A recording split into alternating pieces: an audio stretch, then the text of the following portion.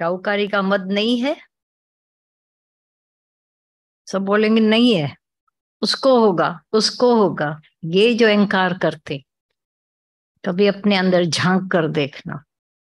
मैं होशियार हूं, मैं शाहूकार हूं, मैं सबको खरीद कर सकते हूँ।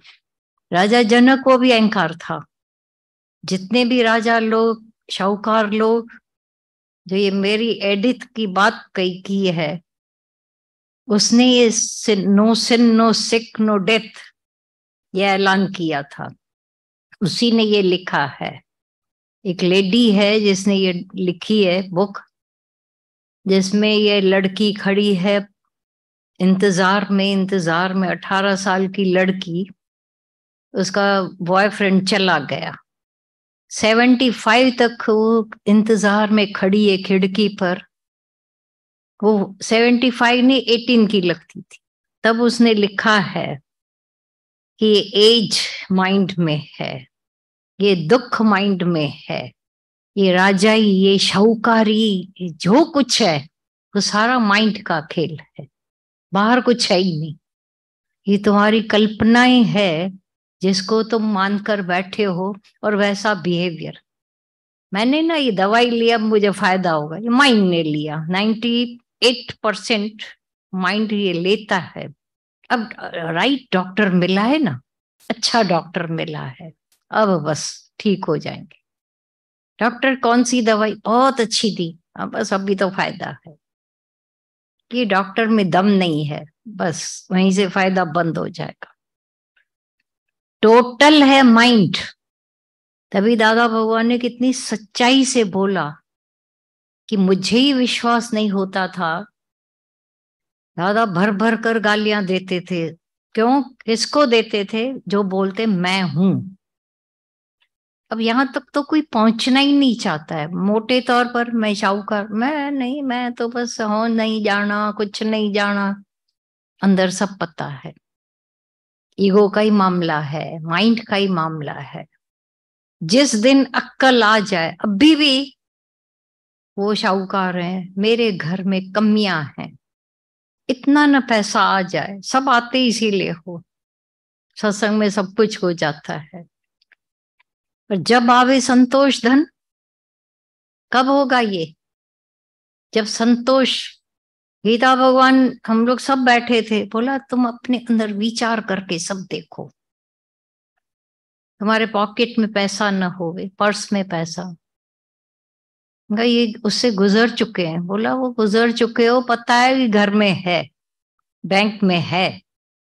जिस दिन वो भी न रहे, वो भी न रहे, वो भी न रहे, कह कौन सा इनकार करोगे? सबकी धरती खिसका दी गीता भगवान ने, हिला दिया सबको। ये भी न, ये भी न, ये भी न, तो अब काय का मगरूरी करेंगे? कभी कितना दर्द भरा आवाज थी।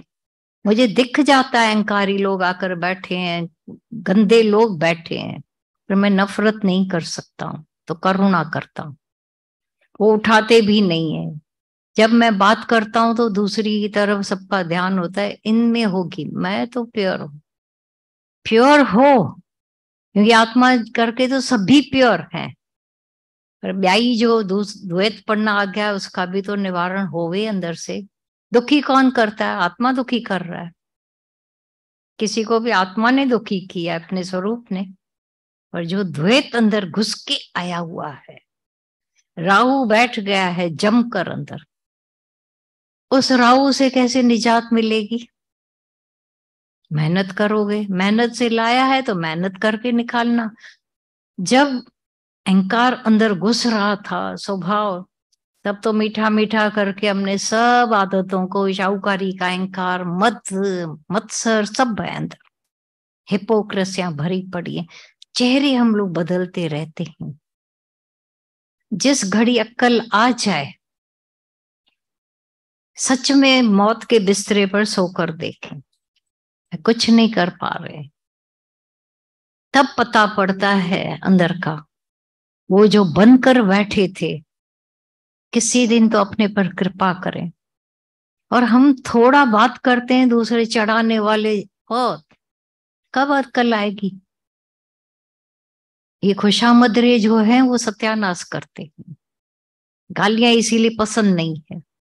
ये खुशामदरियों की हम लोगों ने एक बड़ी जमायत इकट्ठी करके रखी। मैं तुम्हारी प्रशंसा करूं, तुम्हारी प्रशंसा करो, क्या फायदा। बन जाए, अंदर आए हैं बनने के लिए।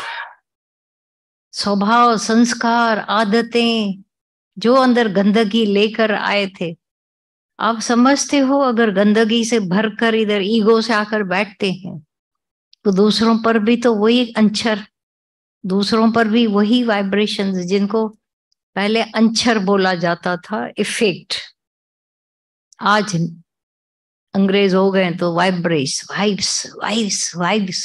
ओके, बात तो वही है। हमारे वाइब्रेशंस क्या काम कर रहे हैं कभी भी दिखते नहीं है, पर हैं।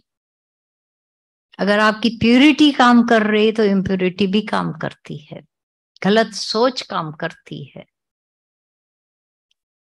आज किसी ने ये फोन पे बात की, बोला घर में ऐसा लगा पड़ा था जैसे एक भारी पन्ना, भार था, जैसे घर का वायुमंडल ऐसा था। अब जब बातचीत हुई है, घर हल्का लग रहा है, क्योंकि देखो उसकी वेट नहीं दिखाई देती है। भारी पन्ना भी आप तौलने जाओगे तो नहीं दिखाई देगा। समझने जैसी बात है। वो भार दिखता है क्या? कोई है मशीन जिस पर तुम वेट करके देखो कि अभी भार था, अभी हल्के हो गए? ये सारा माइंड में जो एक दूसरे से हमारा है, वो बहुत मिसअंडरस्टैंडिंग्स, स्वभाव, संस्कार, जब बात कर लेते हो बोलते अब हल्के हुए, तो खुद ही बोलते हो ना। अच्छा, हल्के हुए, हम जाकर आपकी पहले भी वेट कराते और अभी भी, तो हल्के भारी थे क्या? मन से इतने भारी सत्संग ने ये काम किया है। समझते समझते अपनी ईगो लेस, जो ईगो का भार था, बहुत बड़ा भार, उस भार से रहे तो जाते हैं, अज्ञान से रहे तो जाते हैं। कमाल है। आप घर की सफाई करते हो, रोशनी, रोशनी बढ़ी नहीं, हुआ क्या? रोशनी बढ़ गई। साफ घर कितना अच्छा लग रहा है रोशन में। जैसे गंदा, तो इतना तो गंदा भी नहीं था, इतनी कोई अंधेरा भी नहीं था, और रोशनी। अब समझ में आइए, ये माइंड क्या जो देखता है, दिखाई देता है आंतरिक नजर से, उसी नजर से अपने अज्ञान को भी देख पाते हो, उसी नजर से अपने ज्ञान को भी जान पाते हो। ये अंदर की पूरी शक्तियां जागृत हो जाती हैं जब दिखाई देता है। अब भी अगर पूछोगे कैसे समझें, तो या तो समझ में आता है कि गड़बड़ है अंदर दिमाग में। सुनते सुनते पर्दे उतरे हैं, अंदर के पर्दे उतरते जाते हैं। अब वो बाहर से पर्दे दिखते नहीं हैं, फिर भी एक समझदार की शक्ल में और बेसमझ की शक्ल में फर्क दिखता है। वही अंदर की ये समझ देखो। जब बिना ऐसे ही चल रहे अंधेरों में, उल जलुल, न बोलने का शऊर, न बैठने का शऊर, न देखने का, न तरीका, पता ही नहीं, ऐसी अंधाधुंध। और ज्ञानवान की जो सोच और समझ, जैरो कृष्ण तैरो अर्जुन, सुना आप भी? दोनों को राजाई कपड़े पड़े हैं, राजाई मुकुट भी पड़ा छठ, फिर भी अर्जुन पंहिंजो स्वरूप भुलायो आहे।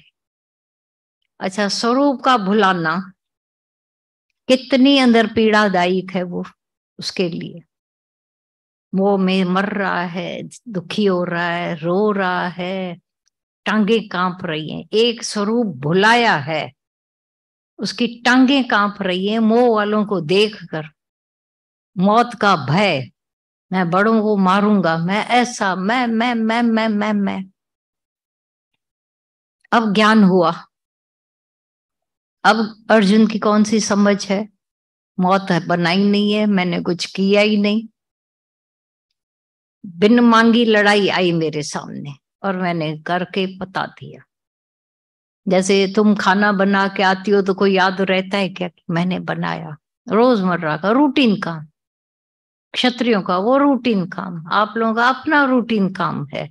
हर एक का अपना अपना रूटीन है, उसमें नहीं लगेगा कि ऐसा मैं कर रहे हैं। कासाई जो सदना कासाई, उसका रूटीन काम है।